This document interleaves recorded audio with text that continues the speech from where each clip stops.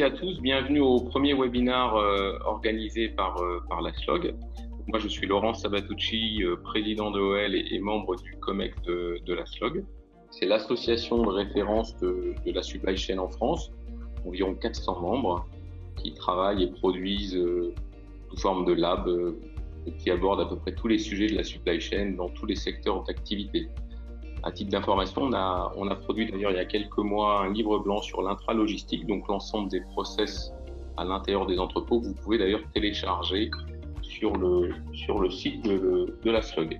L'idée de ce webinaire est née de notre dernier COMEX qui a eu lieu au mois de mars. Nous étions quelques-uns à être réunis et chacun d'entre nous a voulu partager un petit peu son impression de cette crise qui venait.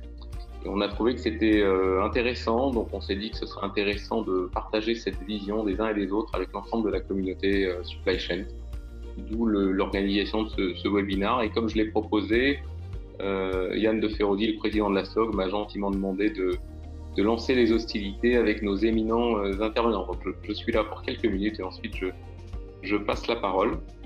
Donc je vais vous présenter nos différents intervenants. D'abord Stéphanie Roth, elle est Supply Chain and Manufacturing Group Director chez LVMH et elle va entamer les hostilités pour nous livrer sa vision et essayer de caractériser cette crise.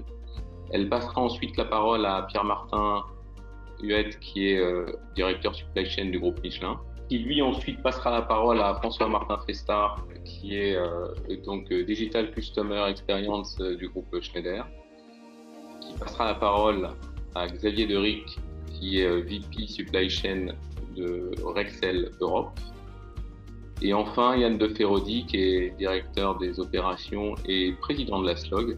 Du webinaire, chacun enchaîne une petite vision, une petite présentation de la manière dont il a vécu cette crise au sein de son organisation. Ensuite, on se réserve un temps d'échange de questions-réponses, en sachant que les questions seront formulées par écrit. On ne peut pas y répondre en temps réel. On répondra à ces questions dans un temps consacré à cela, à l'issue des présentations des uns et des autres. Donc voilà, je vais maintenant passer la parole à Stéphanie, qui va essayer de caractériser cette crise. Je te passe la parole, Stéphanie. Merci Laurent, et puis bonjour à tous. C'est un plaisir d'être avec vous cet après-midi. Donc mon rôle, le rôle de mon équipe, ou plus exactement une des missions de mon équipe au sein du groupe LVMH, c'est justement de faciliter l'intelligence collective sur tous les sujets opérations. Donc comme vous pouvez l'imaginer en ce moment, nous animons en particulier des calls hebdo pour partager les perceptions, les analyses, les actions qui sont mises en place par nos maisons dans le cadre du redémarrage de nos activités. Alors, il y a quelques semaines encore, je pense que nous tous, comme vous tous, on avait envie de croire que tout ça, c'était une crise en V, puisque comme le montrent les graphes qui ont été repris ici par HBR, finalement, toutes les épidémies précédentes étaient des crises en V. Donc, il y avait la grippe espagnole en 1918, il paraît que c'était une crise en V, je ne sais pas. HBR l'affirme, la grippe asiatique en 1958, la grippe de Hong Kong en 1968, et plus proche de nous, le SARS en 2002. Donc, crise en V, ça veut dire certes impact économique fort, mais rebond rapide. Alors, depuis, nous ne savons pas si ce sera du U, donc rebond moins rapide, ou bien du W, avec des à-coups, ou encore toute autre chose. Mais c'est vrai qu'il est de moins en moins probable que ce soit en réalité une crise en V, tout en souhaitant que ce ne soit pas du L non plus. Parce qu'on s'en rend bien compte, un tel choc de la demande en même temps qu'un tel choc de la supply ou de l'offre, comme on a coutume de dire, c'est tout à fait inédit. Donc c'est ça qui nous a fait en fait finalement être interpellés par nos maisons pour organiser à leur demande ces calls hebdo, toutes divisions avec les directeurs opérations et les directeurs supply chain, et se sont ajoutés également des calls hebdo par division pour partager autour de 3 thématiques en particulier. La première d'entre elles, sans surprise, la demande. Grande question, quelle sera la demande dans les semaines, dans les mois à venir? L'évolution typiquement du mix au niveau des canaux commerciaux. On va reparler d'omnicanal après. L'évolution du mix produit. Donc là, l'idée, c'est que chaque maison, dans son domaine d'activité, finalement, voit des signaux, voit des bouts de tendance, des choses qui se dessinent dans différentes géographies Et tout l'intérêt, dans la mesure de possible, si elle le peut partager, effectivement, c'est de pouvoir le partager avec d'autres maisons qui sont évidemment très intéressées de pouvoir composer aussi avec la vision de leur maison sœur. Donc ça, c'est autour de la demande, beaucoup de sujets de partage. Autour de la supply chain end-to-end aussi, évidemment, comment est-ce que cette supply chain end-to-end va redémarrer, y compris nos fournisseurs, nos sites de fabrication, nos entrepôts logistiques, le transport. Et puis, lorsqu'on voit un tel niveau d'incertitude, en fait, en même temps, du côté de la demande et du côté de la supply, pour adresser ce niveau d'incertitude des deux côtés, finalement, on se doit d'impacter nos modes de management de la supply chain. Et donc, la troisième thématique, c'est autour des nouvelles routines de planning qu'on doit mettre en place justement pour adresser finalement ce contexte nouveau. Alors, je ne vais pas rentrer dans le détail des différents scénarios de demande, sachant que si je le faisais, ce serait à peu près obsolète demain matin. En revanche, je peux vous partager un petit peu quelques-unes de nos réflexions autour de l'axe end-to-end supply chain. Comme vous pouvez l'imaginer, on a beaucoup partagé, beaucoup échangé sur déjà un thème en particulier qui sont les procédures santé-sécurité à mettre en place sur nos sites de fabrication, sur nos sites logistiques chez nos fournisseurs. Parce que tout simplement, il n'y a aucun gouvernement qui n'a édicté de mesures, de procédures spécifiques à nos activités. Donc, c'était vraiment un sujet de partage, d'échange en intelligence collective. Pour se rendre compte, il y avait pas mal de best practices. Par exemple, le fait de nommer un animateur sanitaire qui est chargé d'accueillir les collaborateurs, de les former aux nouvelles pratiques, de les accompagner dans la mise en place de ces nouvelles pratiques et puis surtout de récupérer quotidiennement leur feedback pour adapter toujours ces nouvelles règles et les rendre les plus pertinentes et pragmatiques possibles. Belle pratique également, la mise à disposition de kits sanitaires individuels, donc avec des masques, avec aussi du gel, avec des lingettes, avec également des bombes aérosols pour la désinfection des souliers. Mais dans tous ces échanges, on a eu aussi beaucoup de discussions autour de sujets où finalement, tout le monde n'avait pas la même perception. Et encore une fois, c'est bien normal puisqu'il n'y avait pas de règles officielles édictées. Donc, par exemple, je peux vous partager autour de la température, la prise de température en entrée de site. C'était une évidence pour nos sites italiens, pour nos sites espagnols. En revanche, en France, certains de nos sites l'ont mis en place immédiatement, d'autres pas. D'autres qui ne l'avaient pas mis en place aujourd'hui le mettent en place à la demande des collaborateurs. Et si je peux vous partager aussi une réflexion qu'on a eue là dernièrement avec le directeur opération d'une maison de parfums et cosmétiques, aujourd'hui qui a mis en place en fait cette mesure de la prise de température à l'entrée du site tous les matins, à chaque début d'équipe. Aujourd'hui, c'est dans le top 3 des éléments qui sont dits comme éléments de réassurance de la part des collaborateurs. Donc clairement, des collaborateurs qui bossent sur le site et qui disent, voilà, moi, ce qui me rassure, parmi les choses qui me rassurent, il y a le fait de savoir qu'il y a cette prise de température en entrée. Il y a eu beaucoup de discussions autour des équipements, puisqu'aujourd'hui, en Europe, le masque n'est pas obligatoire. Donc, masque obligatoire, recommandé, visière, gants. Aujourd'hui, on se dirige clairement vers le masque obligatoire. En revanche, gants, visières et tout autre équipement qui peuvent être dans certaines maisons à disposition, mais absolument pas rendus obligatoires. Et puis, beaucoup de discussions autour des routines de sanitisation. Qu'est-ce qu'on fait de manière hebdomadaire, l'ozonation de l'air? Qu'est-ce qu'on fait de manière quotidienne, bi-quotidienne? Qu'est-ce qu'on fait à la prise de poste, au départ du poste? Tout en sachant que l'idée derrière tout cela, c'est aussi bien sûr de plutôt responsabiliser le collaborateur et donc pouvoir lui mettre à disposition le gel hydroalcoolique et les routines effectivement et le temps de lavage des mains nécessaires pour pouvoir effectivement maîtriser sa propre hygiène, en se disant qu'il est plus logique de se poser la question soi-même de quand est-ce que je me suis lavé les mains plutôt que de se poser la question quand est-ce que la poignée que je suis en train de toucher a été nettoyée la dernière fois. Voilà. Donc, c'est un petit peu toutes les réflexions qu'on a pu mener sur ce thème-là, sachant que, comme je pense tous, on en a la perception, c'est le thème clé du redémarrage, puisque les éléments de sécurité et de réassurance que nous allons pouvoir apporter de manière très concrète, très pragmatique sur le redémarrage de nos activités, c'est certainement ça qui va nous permettre de revenir ou pas en capacité et avec un bon niveau de productivité ensuite dans les semaines, dans les mois à venir. Ça, c'était un des exemples d'échanges autour de la end-to-end supply chain. Si je peux illustrer par un autre exemple, Nous avons beaucoup échangé autour des pratiques d'agilité autour de l'e-commerce, puisque comme vous en doutez, avec nos boutiques fermées, nous avons eu un focus très fort sur l'e-commerce. Et donc là, j'ai des exemples en particulier dans les maisons de mode qui ont su être extrêmement agiles, c'est-à-dire d'un e-commerce préparé en entrepôt en Italie. On a très rapidement back-upé sur la préparation en boutique, donc dans des boutiques fermées, mais qui préparaient à partir de leur stock les commandes e-commerce, pour ensuite switcher sur l'entrepôt londonien, pour ensuite switcher sur le hongkongais et enfin revenir sur l'italien. Une autre maison de mode qui, elle, en un week-end, a rendu opérable la préparation e-com depuis le stock d'une boutique des Champs-Élysées, alors que c'était absolument pas le cas avant. Donc, voilà, beaucoup aussi de pratiques intéressantes autour de l'agilité sur l'e-commerce, autour de la end-to-end supply chain. Si je viens maintenant au troisième thème, qui est autour des nouvelles routines de planning, nouveau management de la supply chain. Encore une fois, avec ce niveau d'incertitude, encore une fois inédit, en même temps côté demand et côté supply, il est certain que pour pouvoir piloter la supply chain aujourd'hui, on doit inventer des nouveaux modes. Alors, de manière très naturelle, je pense comme vous tous, on s'est mis en mode hebdo. Hein, on est passé du mensuel à l'hebdo, voire bi-hebdo, voire plus que bi-hebdo, pour essayer de réestimer voilà, des besoins, des forecasts, etc. C'est un mode de gestion de crise très naturel dans lequel aujourd'hui, on veut essayer de voir quelles sont les informations macro qu'on est capable de récupérer à la semaine, côté marché, côté supply.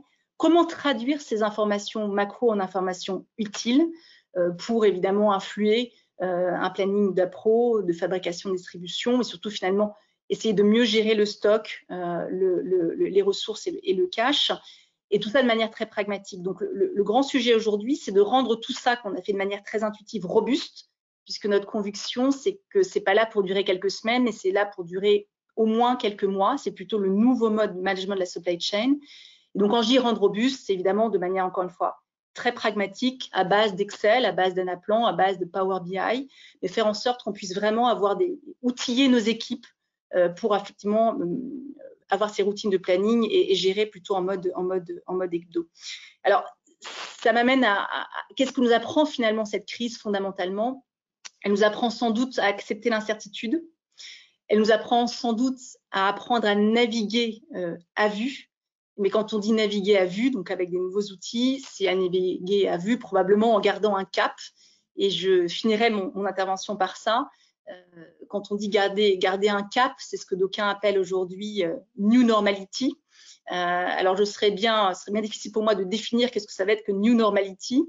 Mais probablement, quand on parle de direction dans le fait de naviguer à vue, de garder une direction, il me semble qu'on peut déjà affirmer que le business après Covid sera plus omnicanal qu'avant Covid.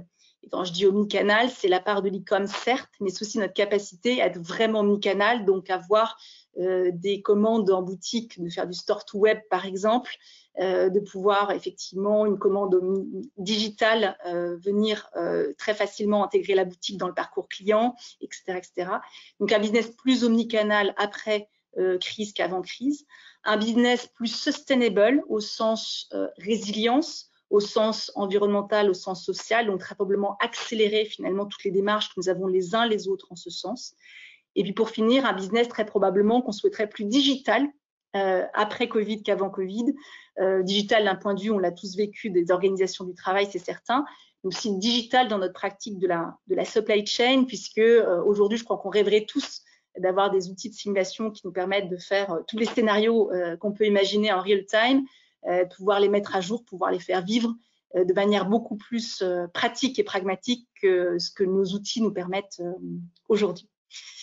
Voilà, et je laisse la main à Pierre-Martin pour compléter, pour poursuivre. Merci Stéphanie. Je vous invite maintenant à passer du monde du luxe au monde passionnant du pneumatique. Certes différent, mais je pense qu'on a en commun cette passion de la qualité et de fabriquer des produits d'exception. Et je vous invite tous à fêter le déconfinement en glissant dans votre sac Vuitton un petit train de pneus Michelin pour assurer la sécurité de vos familles dans vos déplacements à venir. J'aimerais évoquer deux sujets cet après-midi. Le premier, c'est comment le groupe traverse la crise et quelles priorités nous avons définies pour aligner et guider nos actions dans cette crise. Et le deuxième, c'est en quoi je pense cette crise révèle et réaffirme le rôle central de la supply chain dans le pilotage de l'entreprise. Sur le premier sujet, Stéphanie l'a évoqué, il y a un demand shock très fort qui nous a frappé, à commencer par la chute de la demande en Chine, puis l'Europe, puis le reste du monde. Le Q1 est en retrait de 12% en termes de volume, mars en retrait de 20%, et on a un avril qui est, selon les régions, entre du moins 10 et du moins 90%. Donc un demand shock qui est colossal. Dès le début de la crise, on a défini 3 priorités au niveau du groupe pour guider les actions et aligner les équipes sur ces priorités. La première, c'est la sécurité de nos employés et de nos partenaires, 3PL, clients. Je ne détaillerai pas tout ce qu'on a fait là-dessus parce que c'est un sujet que Stéphanie a largement évoqué avec les protocoles sanitaires, les moyens de protection, etc. Deuxième priorité, c'est la contribution sociétale du groupe dans la crise, qui est de fait liée à notre raison d'être et sans laquelle je pense que Michelin ne serait pas Michelin.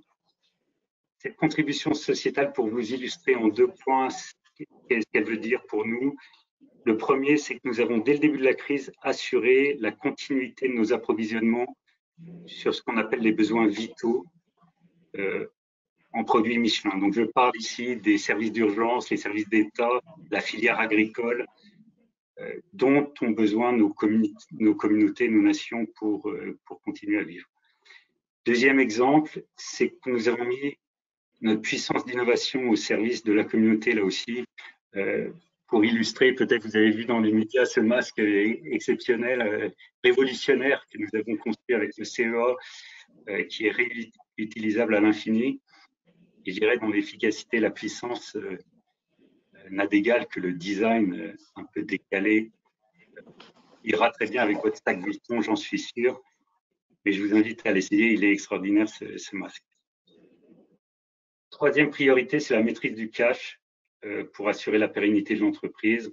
Dans ce cadre-là, Stéphanie le mentionnait, on a mis en place un pilotage hebdo et je vais faire un petit focus dans mon deuxième point sur ce pilotage hebdo. Donc une crise majeure, un groupe qui s'organise autour de ses priorités et j'insiste sur le fait des priorités qui sont en adéquation avec notre vision et notre raison d'être. Le deuxième point que je voudrais évoquer, c'est comment on pilote dans la crise et pourquoi je dis que la supply chain réaffirme son rôle clé dans le pilotage de l'entreprise dans cette période. Stéphanie l'a évoqué, il y a un demand shock qui est à la fois brutal, divers, incertain. Il y a en face un supply shock, des surstocks dans certaines filières, des tensions dans d'autres filières. Et dans ce cadre-là, il y a un rôle essentiel de coordination, d'orchestration, d'alignement. C'est ça qu'on a mis en place dans le cadre de notre pilotage hebdomadaire qui commence dans chacune des régions et qui est consolidé au niveau du groupe chaque semaine lors d'un SNOP hebdomadaire que j'anime avec le comité exécutif, dans lequel on va regarder les tendances de vente journalière, les stocks, les scénarios de demande, la reprise des usines, le ramp-up, l'impact sur nos clients, et à la suite duquel les patrons vont donner des orientations, des décisions majeures pour l'ensemble du groupe. Ce SNOP, il vient alimenter la cellule financière du groupe qui regarde notamment les liquidités et le cash. Alors finalement, quels sont les lessons learned de la crise et pourquoi je dis que la supply chain s'affirme au cœur du pilotage de l'entreprise? Je citerai 3 raisons. Le premier, qui est éclatant ces jours-ci, c'est le besoin d'alignement colossal de la supply chain end-to-end. On commence sur la demande, avec des vues très diverses sur la demande, comment la demande évolue par région, par type de population. On a des forces commerciales qui sont enthousiastes, qui disent demain ça repart comme en 40. À côté, on a des directions financières qui nous disent la fin du monde est proche, donc il y a un travail d'alignement très important. Et en face, coordonner toute la reprise d'activité du côté supply, les usines, les filières d'approvisionnement. Deuxième point où la supply chain joue un rôle clé, c'est le pilotage du stock qui est clé dans le pilotage du cash. Il faut que vous ayez en tête qu'un groupe comme Michelin a plus de 4 milliards d'euros en stock et donc que nos patrons, à juste titre, voient le stock comme un réservoir de cash. en cette période difficile et donc on pilote une initiative de réduction des stocks assez importante. Et puis le troisième point, je pense que la crise révèle la pertinence et la puissance de la fonction logistique et le fait que d'avoir une logistique performante est un facteur clé de différenciation, notamment pour continuer à servir nos clients sur les besoins vitaux, mais aussi organiser en quelques jours et quelques semaines l'approvisionnement en masques. Donc, une supply chain clé dans ce pilotage. Je terminerai avec les perspectives et rejoindre ce que dit Stéphanie. De mon point de vue, le sujet aujourd'hui, ce n'est pas tant de trouver le scénario exact de reprise que tout le monde ignore, mais bien plutôt d'augmenter la résilience de nos supply chains d'un côté et d'autre part l'agilité de notre pilotage. Je serais heureux d'y revenir dans une partie de questions-réponses. J'aimerais partager, pour finir, une citation que j'ai répétée plusieurs fois à mes équipes ces dernières semaines, qui est issue d'un monument du cinéma hollywoodien, Terminator 2, Judgment Day, où Sarah Connor nous dit « There is no fate but what we make ». Il n'y a pas de fatalité, en fait, il n'y a pas de destin autre que celui que nous forgeons ensemble avec nos équipes pour améliorer le fonctionnement de nos entreprises, mais bien plus encore celui de nos sociétés et de la planète que nous habitons. Sur ces belles paroles, je vais passer le micro à François qui va nous parler du rapport, du rôle clé du digital dans la gestion de cette crise et nous faire part de ses réflexions. Bonjour, François Martin Fessa. Comme Laurent le disait au début, je travaille dans le marketing digital, la Digital Customer Experience de Schneider Electric, et j'anime le lab digital de l'ASLOG depuis bientôt 1 an, après avoir passé une vingtaine d'années en supply chain dans des rôles opérationnels et dans des rôles plus globaux. Donc en étant en charge de la logistique du groupe et du planning du groupe. Stéphanie, Pierre-Martin ont bien décrit certains éléments clés des priorités que peuvent avoir nombre d'entreprises dans la gestion de la crise. Donc,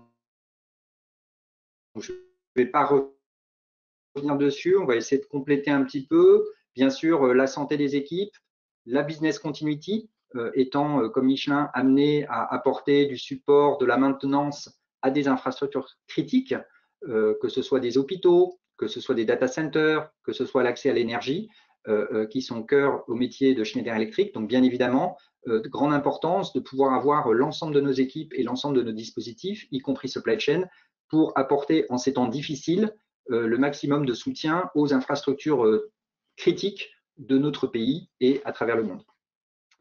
La priorité numéro 3 autour du cash et des coûts, évoqué précédemment par Pierre-Martin.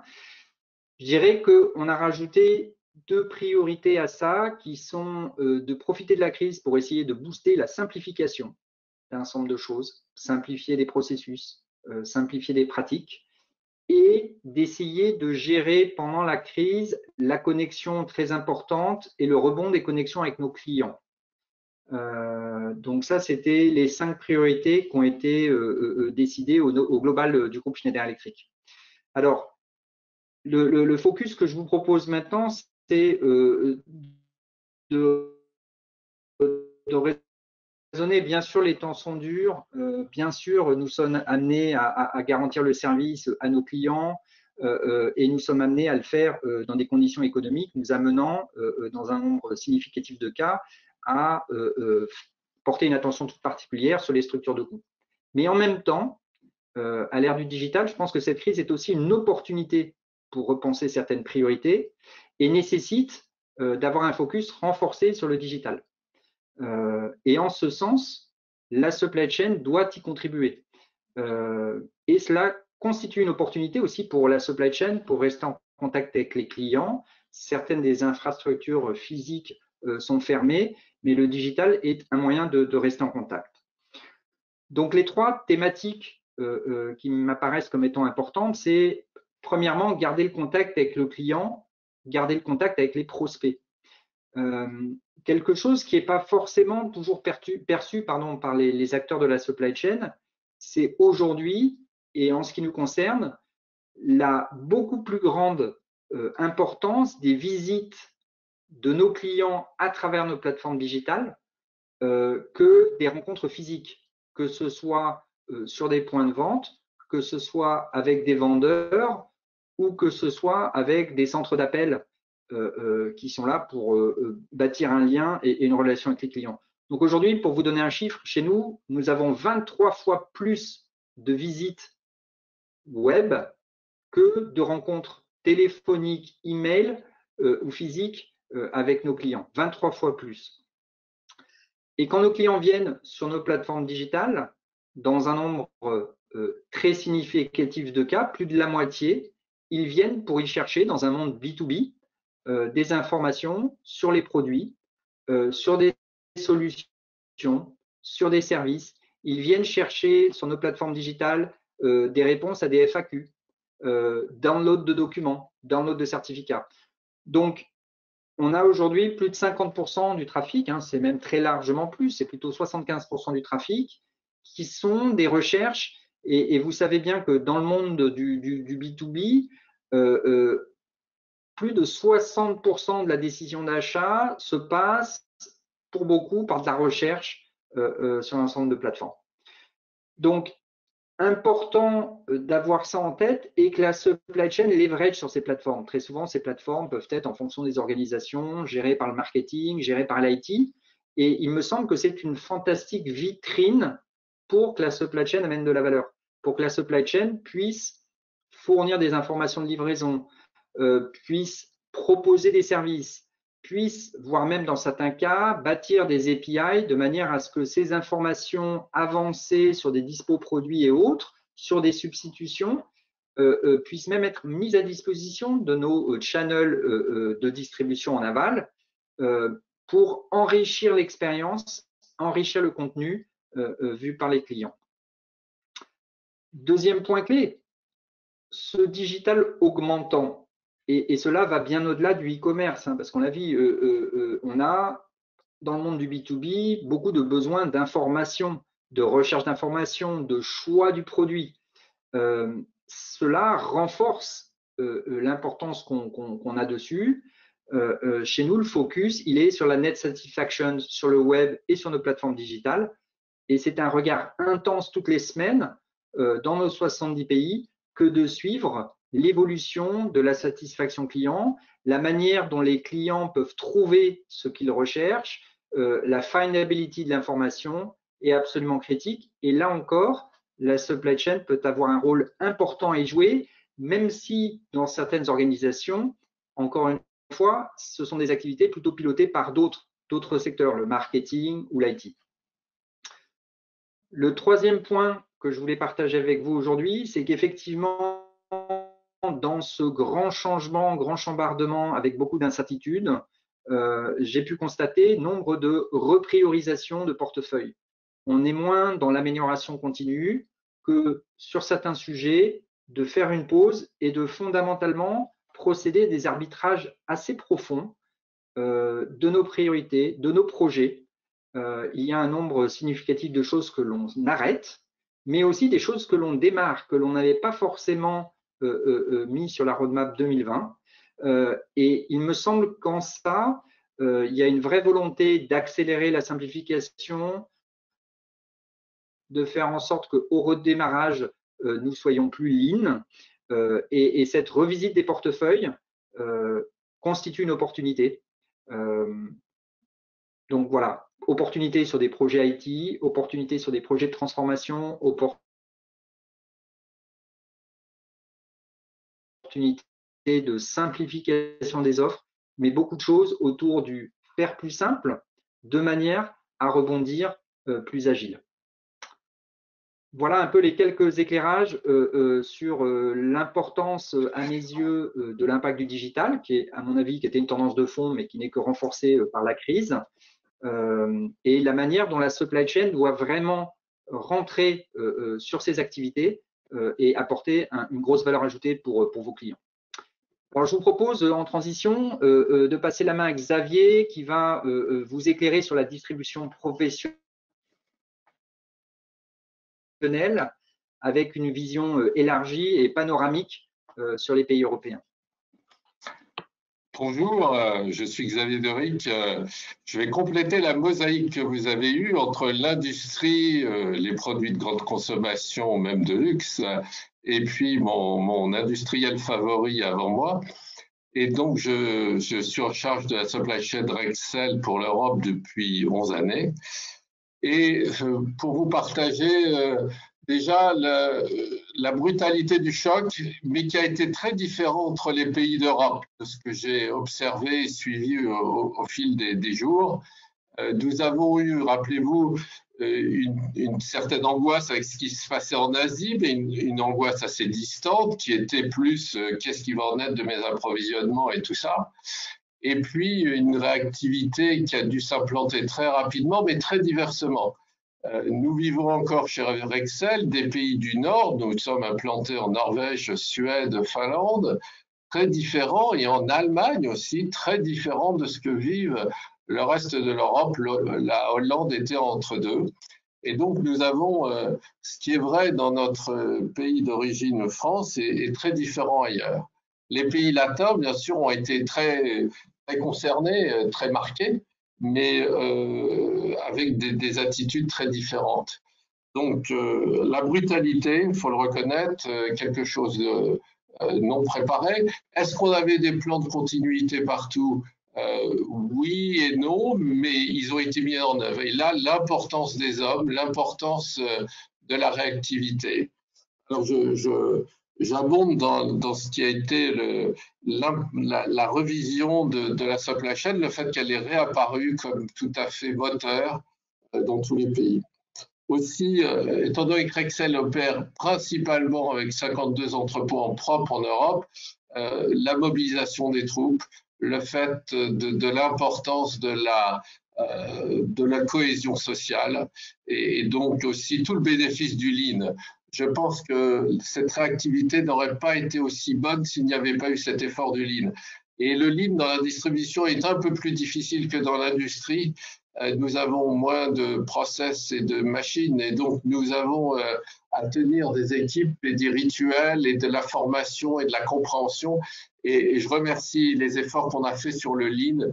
Et je pense que c'est un encouragement à travailler sur ces aspects lean et à travailler avec nos équipes pour faire face à ces situations. Le lean a été très, très important pour la réactivité. Aussi, nous l'avons vécu, quelque chose dans les systèmes d'appro qui était totalement nouveau. Je n'avais jamais vu des forecasts des chutes de vente aussi différentes. Le paramétrage des outils n'a plus lieu d'être de la même façon. On ne fait pas de l'ajustement. Quand on a des chutes de vente de 70% comme dans des pays latins, en quelques semaines, ce n'est plus du tout la même façon de travailler avec des outils. Alors, nous travaillons avec différents systèmes, mais là aussi, il a fallu un pilotage. La leçon que je retire, ça a été de créer tout de suite ce pilotage dont parlait aussi Pierre Martin, c'est-à-dire le cash. Le cash chez un distributeur, c'est aussi très important. Donc, comment tenir les stocks, comment en parler, instituer un rituel aussi toutes les semaines qui est encore bien sûr maintenu maintenant toutes les semaines.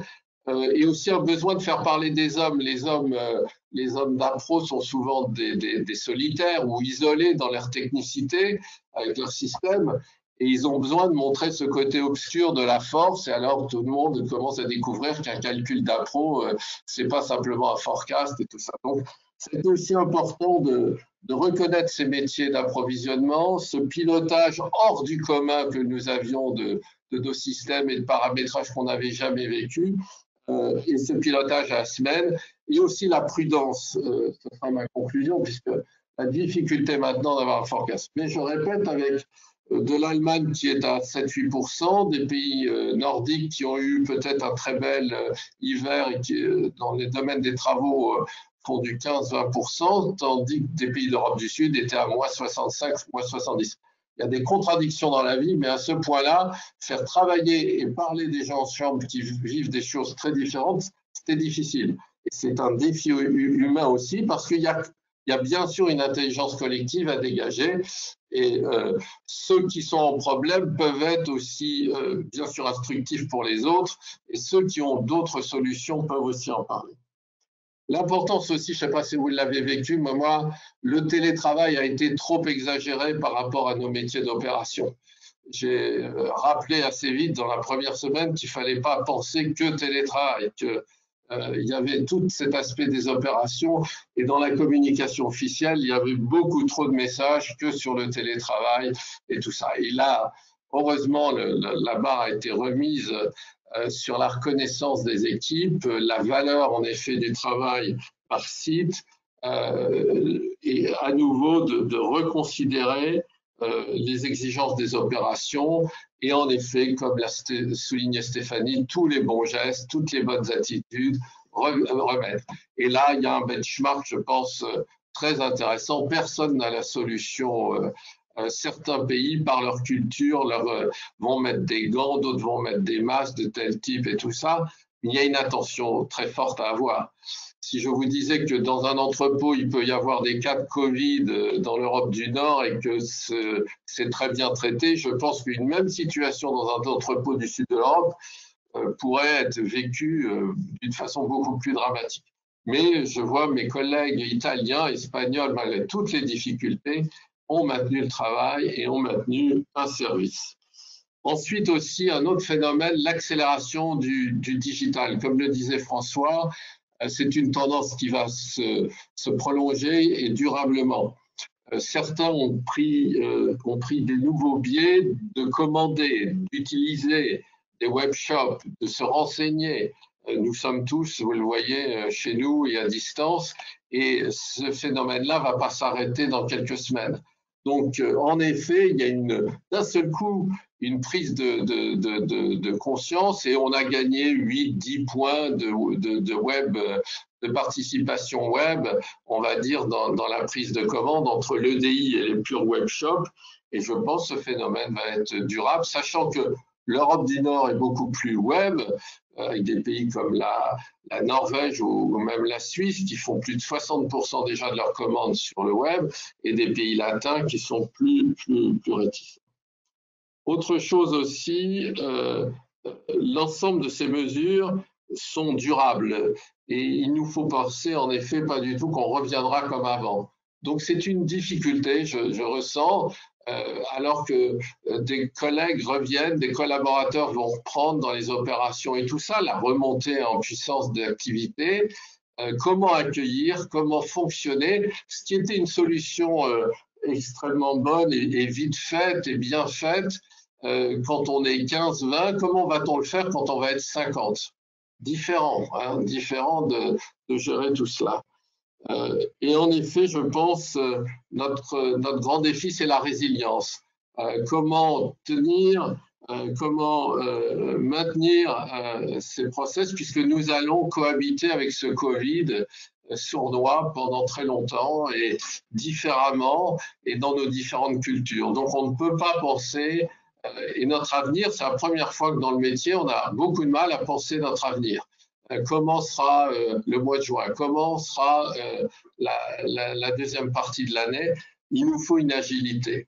Cela nous demande d'être bons et de tirer vers le haut, mais aussi, comme mes collègues l'ont dit, une vraie reconnaissance de notre métier, tant mieux.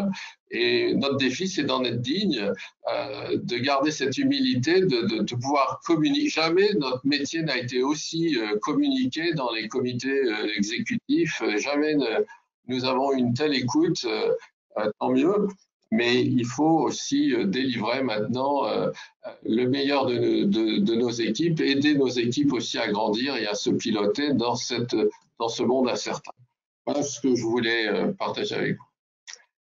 Je vais passer, Laurent, je pense, à notre digne président. À notre président. Non, c'est ça. Merci beaucoup.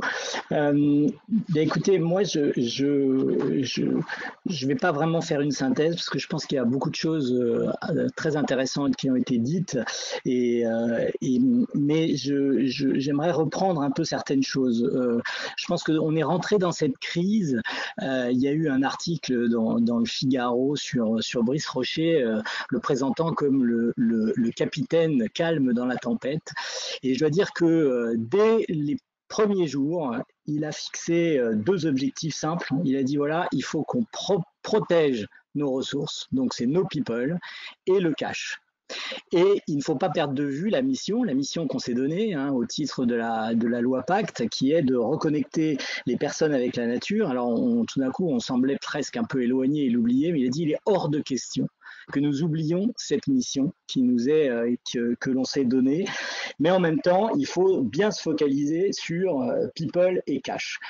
Et on est passé d'un COMEX mensuel à un COMEX bi-hebdomadaire. C'est-à-dire que le lundi et le jeudi, 1h30 à 2h, sur lequel l'agenda était divisé en deux. Un, les protections des personnes, qui sont progressivement devenues des préoccupations aussi pour nos consommateurs dans le cadre des réouvertures de magasins. Et puis le cash. Alors pour vous donner un ordre de grandeur de la problématique, c'est que nous le savons tous, les entreprises ne font pas faillite parce qu'elles font des pertes, mais parce qu'elles n'ont plus d'argent. Donc, parce qu'elles n'ont plus de cash.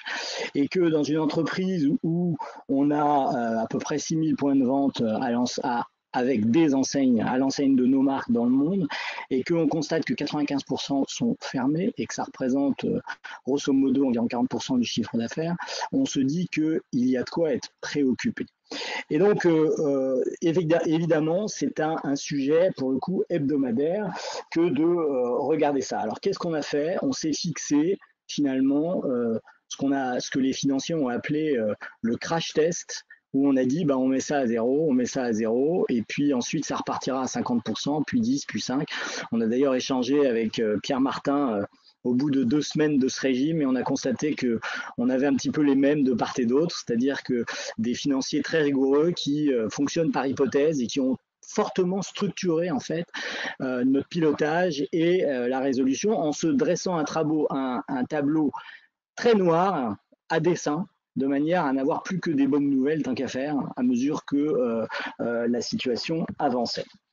Alors moi j'ai envie de vous proposer par rapport à ça 3 leçons qui vraiment me tiennent à cœur. La première, c'est une forme de retour de l'humain. La deuxième, c'est la simplification. La troisième, c'est la robustesse ou la résilience. Alors, la première leçon autour de l'humain. Je trouve absolument extraordinaire ce qui a pu être réalisé par nos équipes, mais si on tire ce fil autour de l'humain, on a une première notion d'écoute. Nos outils, aussi bien logistiques qu'industriels, se sont jamais arrêtés réellement, même si on a une très forte diminution de la demande, elles se sont jamais arrêtées et on devait être à l'écoute, en particulier le lundi matin, après que nos équipes aient été on va dire, asséné à coup de 24 heures de mauvaises nouvelles et de revenir au travail en disant bon sang, mais qu'est-ce que je vais attraper? Bon. Et donc d'être fortement à l'écoute, écouter les craintes, écouter les suggestions de manière à inventer petit à petit un modèle de sécurisation des postes de travail, des personnels, etc., pour les protéger. Et puis, une deuxième notion autour de l'humain, c'est la collaboration. Moi, j'ai trouvé que c'était extraordinaire dans notre entreprise Petit Bateau qu'ils se sont mis à collaborer dans le tissu c'est le cas de le dire, de l'industrie textile de l'Aube, et en fait d'être capable de dialoguer avec des gens qui étaient peut-être des fournisseurs, peut-être quelquefois un peu des concurrents, pour accélérer la fabrication et la mise à disposition des masques. Assez étonnant de voir qu'en fait, l'humain passait devant par rapport à la formalisation contractuelle de tel ou tel accord. De la même façon, pour protéger notre cash, nous sommes allés voir nos fournisseurs, discuter avec nos grands fournisseurs. Certains ont fait des gestes, ont été capables de nous aider, de nous assister. Et c'est tout autre chose que de recevoir finalement un courrier comminatoire. À partir de demain, le tarif de mes prestations augmente de 8%. Je ne mentionne personne, mais on voit bien qu'il y a là un dialogue qui est nécessaire entre les clients et les fournisseurs. Et je crois que ça laisse des marques humaines, un peu comme dans un combat, dans les difficultés, on reconnaît et on reconnaîtra ceux qui ont été présents, et ça vaut pour les fournisseurs comme pour les managers. Et dans toutes les relations. Bien sûr, je constate aussi l'extraordinaire inventivité d'être capable de mettre sur le marché des produits en une dizaine de jours qu'on ne connaissait pas, qu'on n'avait jamais fabriqués, ou là encore, une grande coopération qui avec des fournisseurs qui nous ont offert des étiquettes, qui avec les institutions réglementaires qui ont facilité grandement la capacité à mettre sur le marché ces nouveaux produits. Alors, bien sûr, tout ça, ça nous invite à méditer aussi sur le sens. Moi, j'ai été extrêmement frappé de voir que finalement, la reconnexion avec notre mission, qui est finalement au travers de reconnecter les personnes avec la nature, c'est non pas d'être la meilleure compagnie du monde, mais une des meilleures pour la planète. Et donc de servir aussi le bien commun et de voir que de transformer notre outil industriel pour le faire tourner au service du bien commun, des EHPAD, des hôpitaux, etc., de la région, a donné un énorme sens aux gens qui continuaient à venir travailler. De la même manière, et c'est une petite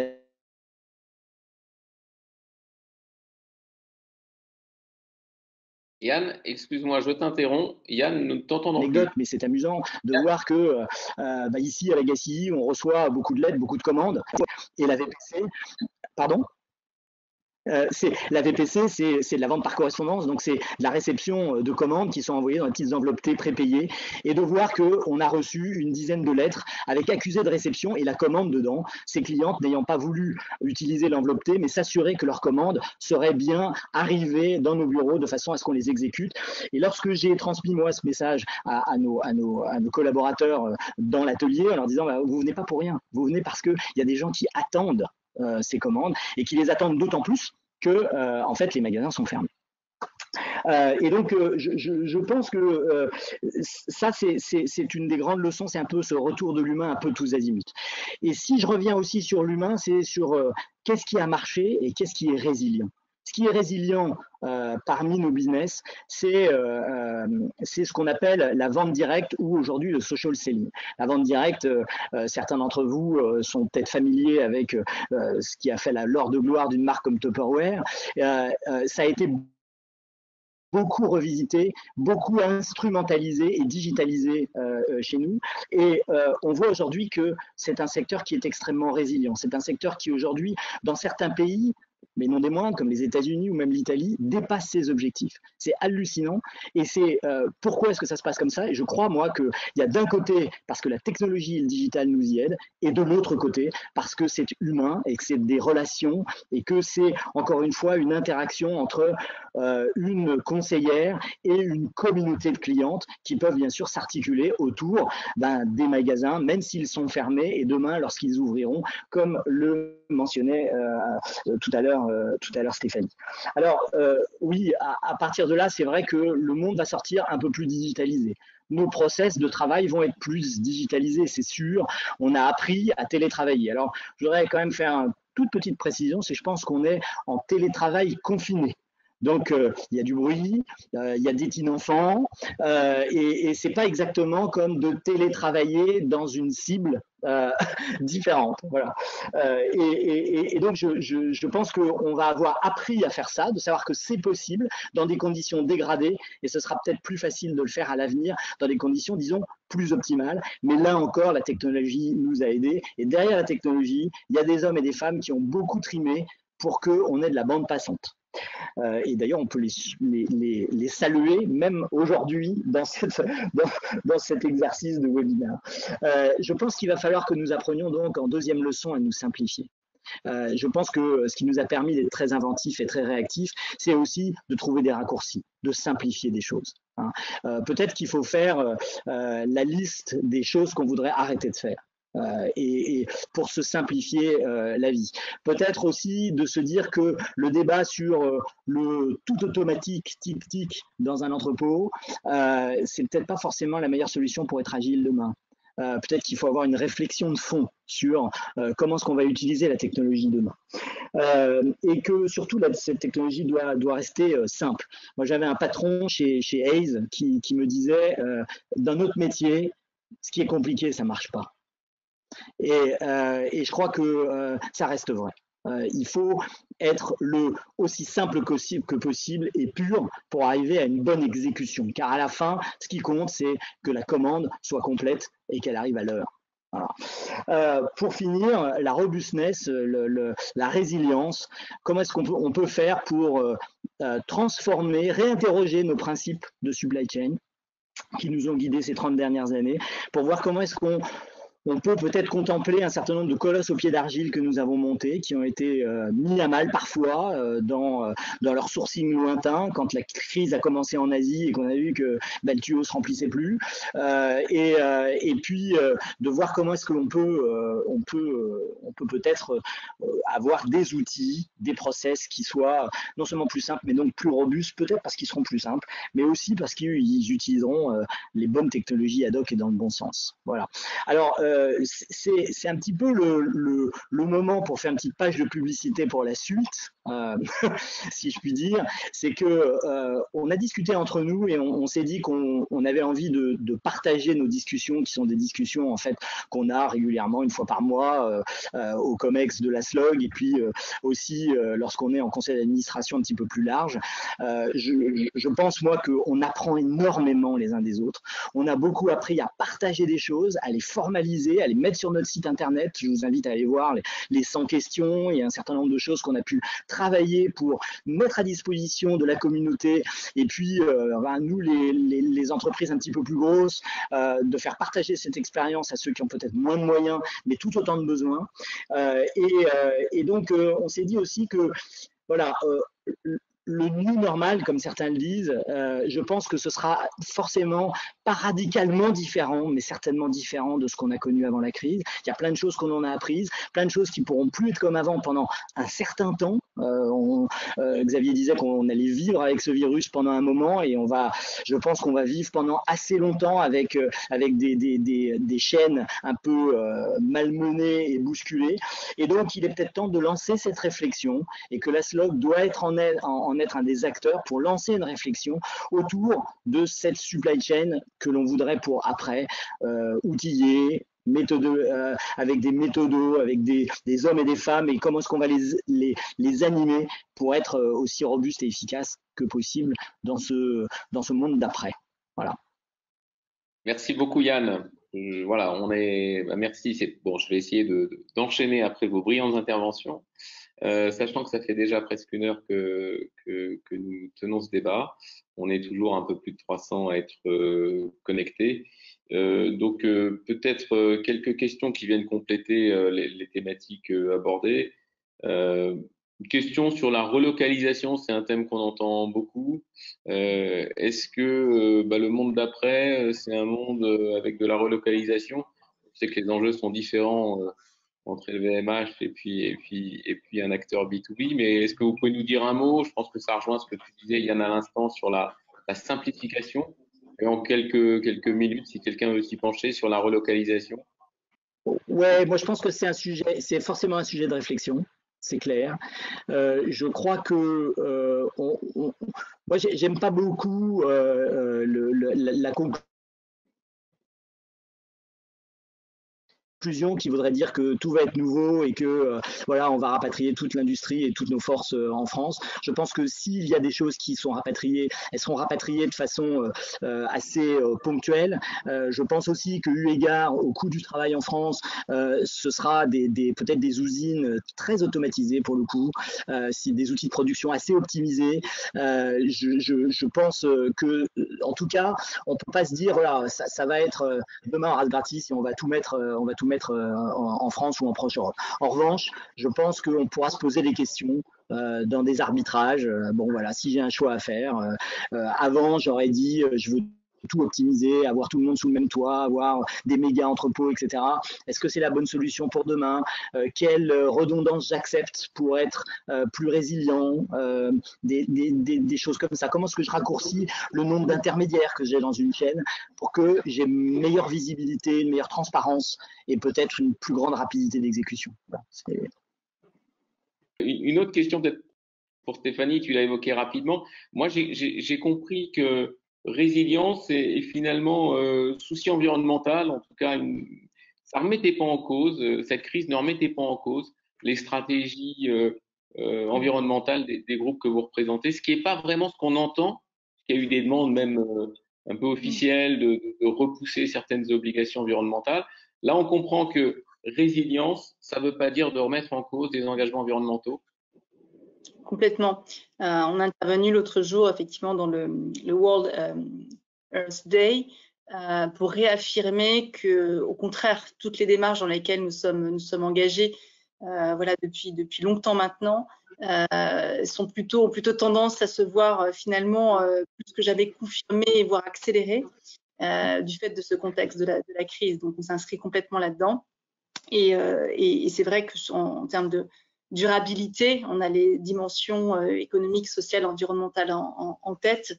Et du coup, j'ai ajouté dans ce chapitre-là, finalement, la notion de résilience qui, du coup, s'affirme très fortement à l'occasion de cette crise. Et là, pour quand même quelque chose d'un peu nouveau que d'inscrire à ce point-là la résilience au sein de cette notion de sustainability. Voilà. Je pense que c'est ça qu'il faut en retenir. Mais oui, c'est plus que jamais confirmé. Plus que jamais confirmé. Merci, ça, je confirme aussi de mon côté. Hein. Très bien. Je continue les questions, mais vous pouvez m'interrompre hein, Et donc une autre question un peu pratico-pratique. On parle souvent pour être plus résilient d'augmenter les stocks. Alors je crois comprendre qu'il y a des avis très divergents sur le sujet, mais est-ce que augmenter les stocks pour être moins vulnérable dans une supply chain, ça peut être un des enjeux pas à très court terme, mais du futur ou pas? Alors, je dois dire que bon, l'actualité du moment fait qu'on est bien sûr dans une optique de baisse franche et rapide des stocks, mais c'est à l'endroit lié à la crise et au besoin de libérer du cash. Ensuite, la question se pose sur le moyen terme. Et là, je m'exprime juste pour le groupe et pour l'industrie pneumatique. Bon, il se trouve qu'on est dans une industrie où il y a beaucoup de stocks répartis sur les différents acteurs de la chaîne, entre les manufacturiers, les grossistes, les chaînes de retail. Et notre conviction, c'est qu'on doit, comme le disait Yann, simplifier cette chaîne de valeur et que, au final, la crise va sans doute être un catalyseur de la consolidation de cette chaîne de valeur.